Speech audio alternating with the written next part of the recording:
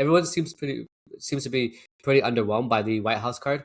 Colin messaged me and said, like, dude, like, I messaged you the same night when the 326 was happening, and he was like, bro, like, I think it's a really good fight card, but I'm like, because we're like the hardcore fans, like, we care more about it because we're like, oh yeah, Sean O'Malley versus Eamon Zahabi, Michael Chandler versus like, Mauricio Rufy and all that stuff.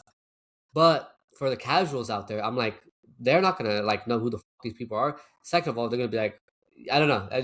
What are your thoughts? Literally what you said, literally what Colin said, it's a good card. I really like the card.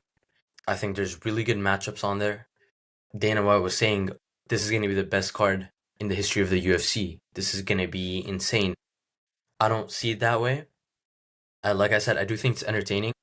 However, you could argue, I think you could definitely say UFC 300 is a much better card than this White House card. And I just, you know, after all this buildup, Donald Trump was saying, oh, 6, 7 title fights. I was like, wow, like, what the Huge. hell? Like, that's insane. And then you got Topuria against Gaethje. Yes, it's a good matchup, but unfortunately, Topuria. Gaethje's getting rocked. He's getting put to sleep. Um, O'Malley's a hobby. To me, that doesn't make sense at all. What about you? I mean, I thought they would have put Cory Sandhagen right on the fight with O'Malley. Sorry, but like that seemed more like the fight to be on the White House card because it's two Americans versus each other. I personally did like another video on this as well. It broke it down, but I just thought there would be more Americans on it. Like I thought there would be Colby Covington versus Bo Nickel, right? I thought they would have like I didn't think they would have like a what's his name, Diego Lopez versus Steve Garcia. Like that's kind of an odd fight to me.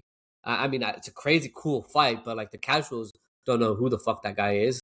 Steve Garcia, at least. But then you have the other one, which is like Bo Nickel versus like Kyle Dawkins. I love Kyle Dawkins personally. I think he's a great fighter, and the fact that he came back after getting kicked out of the UFC and then came back with 2 knockouts and he dyes his hair blonde and he's kind of like almost like Charles Oliveira in a way. I like him. I don't know why. I do like him. It's a good fight. He is both really good fighters. Like I said, it's a good fight. It's a really good fight. It's gonna be very entertaining. Like you said, Lopez and Garcia, to me, that was really unnecessary. I feel like that's just literally a filler fight. Like Yeah, why is that there? You could yeah, have put anyone, but I don't really like it.